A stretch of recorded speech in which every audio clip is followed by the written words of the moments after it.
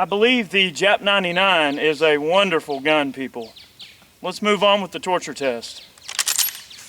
Welcome back, everybody. This is Eric and Barry from Moss Pawn & Gun, and today we have another torture test for you.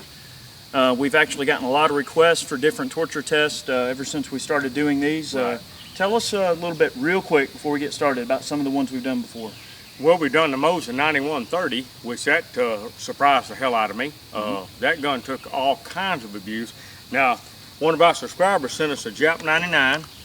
Now this, even though the materials of this gun are not up to standards of our standards, this is one of the strongest rifles ever built because of the way it's made.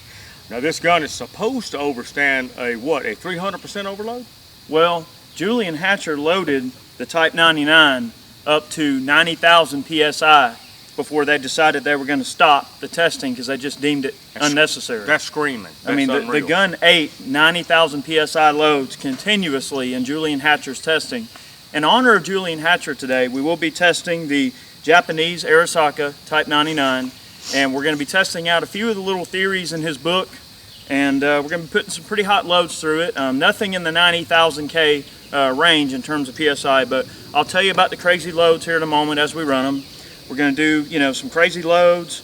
We're going to experiment with some barrel obstructions. So hang out for a minute, and we're going to run this little thing. First, just to show that the gun's in perfect operating order, we're going to shoot a few things with it. So let's do that.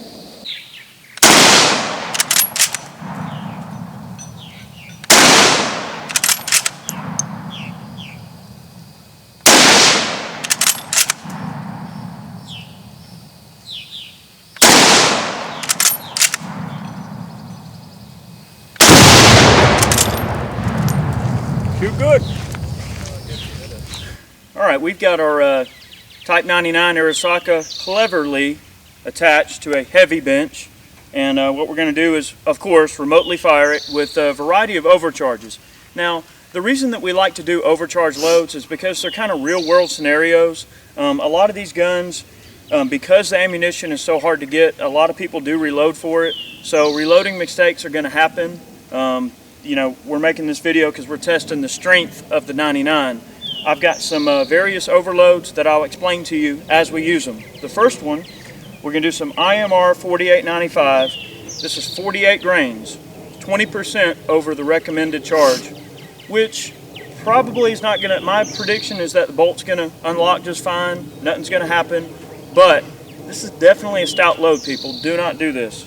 We're going to remotely fire the gun, and we'll film everything up close so you can see what's going on. Before we get started though, I would like to add that when we blew up the 9130, we used range trash. What Eric is trying to show you today is a common mistake a reloader could make in the shop. You're not going to sweep up range trash and load it in your gun on purpose, but you could get one powder mixed up with another. Correct. So, we're going to test this right here. This is a common reloading mistake someone could make. So we're going to get the real world with this one. And this Japanese rifle is supposed to be super strong, so we're going to see what it'll take. We're going to test the strength. Let's have at it.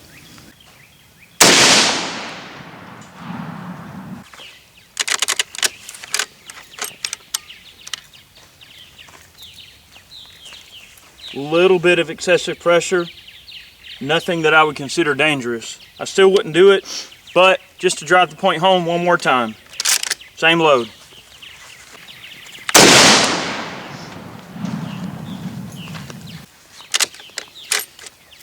Now, one of the interesting things about the strength of the 99 is that it has a fully supported chamber the way that it's made. It's the only bolt-action rifle of World War II with a very highly supported chamber. You have a high degree of safety with this gun. The way that the bolt handle locks into the receiver, you got a nice strong arrangement. That's definitely not something that would damage the firearm, but I would not suggest a steady diet of these pills. Let's move on.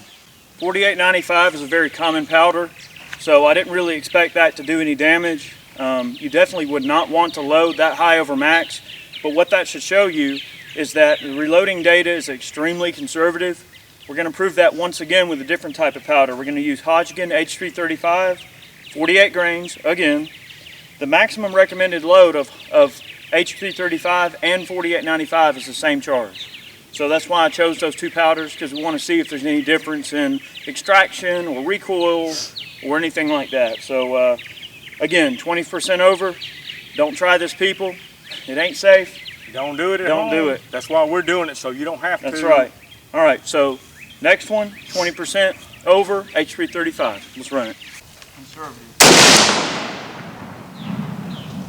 Well, I can tell right off the bat that the H335 definitely had a lot more oomph to it than the 4895 did. Bolt opens like normal. Brass looks normal. A little bit of cratering on the primer. The primer flattened out a pretty good bit.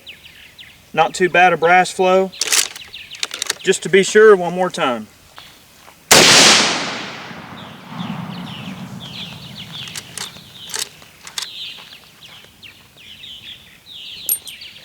I'll show you guys a quick close-up shot of this brass when we're done, but a little bit of flattening, not too bad.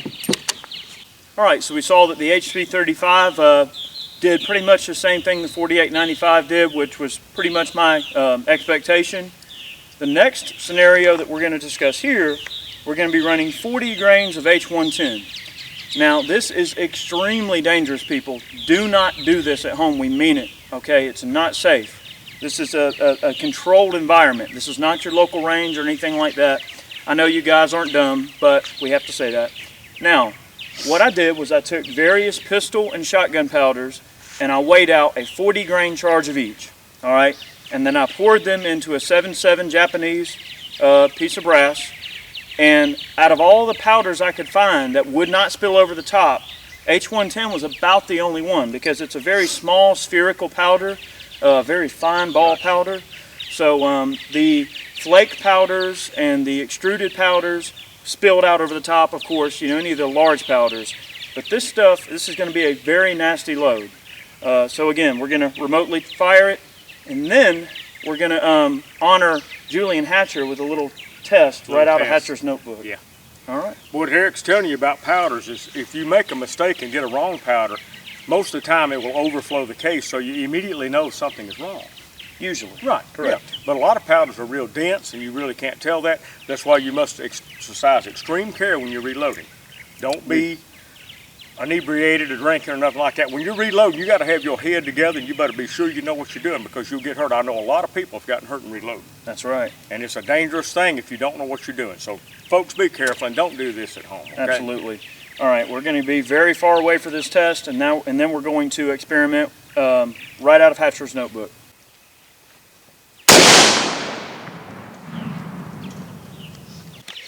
All right, well, one thing I noticed is that the report was definitely very loud.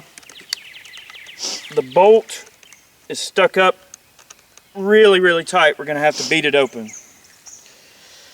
We're definitely not going to be shooting that peel out of it again, people. Anytime, and this is a really good example, you know, anytime you have really stiff bolt like that, that is a definite sign of an overload. You've got to be careful. All right, let's see if we can get her unstuck, Barry. It's moving. Hopefully we didn't break the extractor. The extractors on these things are pretty bad about busting.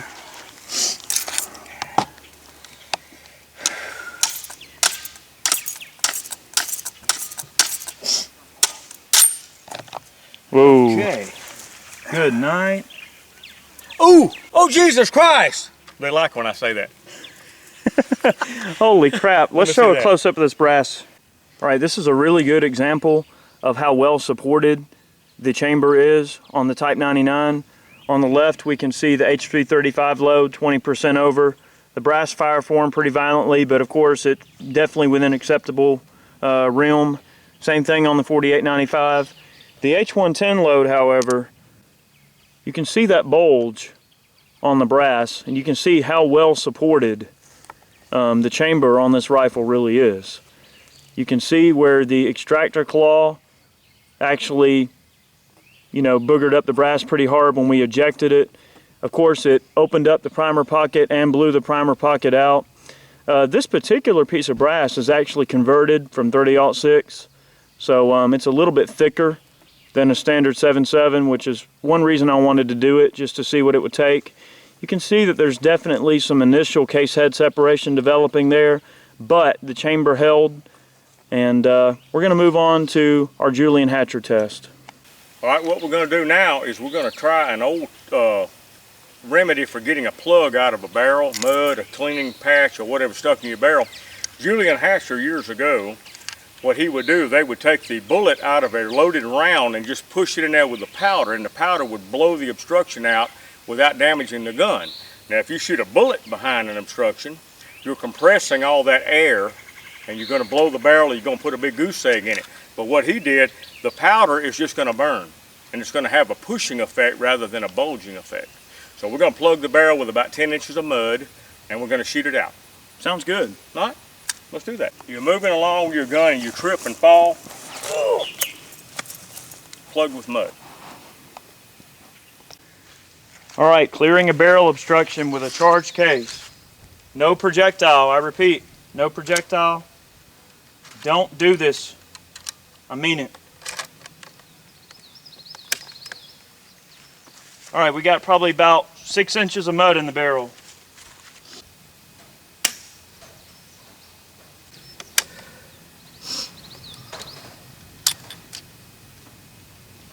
Didn't build enough pressure to push the dirt out.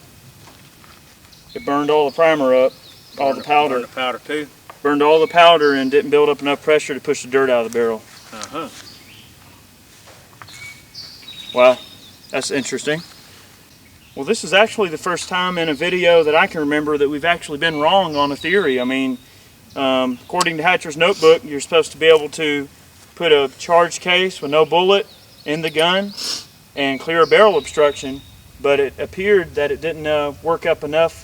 The powder didn't, it was too slow of a burn. It didn't get enough, you get any pressure built. No, it didn't. Well, I can think of a good way we can clear the obstruction though. Okay. Let's do that.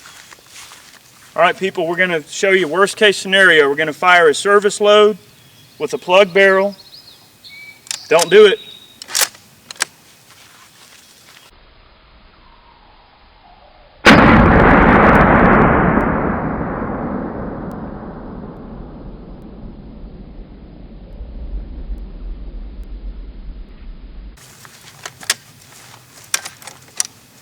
Oh, wow. Look at that. Oh! What the hell? Look at that. What happened to the brass berry on that? Well, I've never seen anything like this before. The mud was about 8 inches from the muzzle, and there's a big ring inside the barrel. We're going to pull the handguard in a minute and show it to you. But this was a service round fired behind that mud. The only thing I can figure, the pressure was so great that it disintegrated the neck. The primer pocket looks good, but it's just this right here. I've never seen that happen before.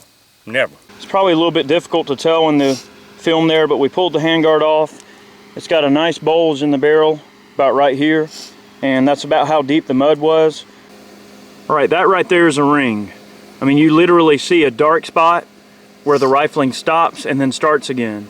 That's from where the barrel has bulged, and you don't see the rifling anymore because the profile of the rifling, what you're looking at versus what has been bulged, it's just offset. So you'll see basically a dark ring inside the barrel, and that's why they call it a ringed barrel.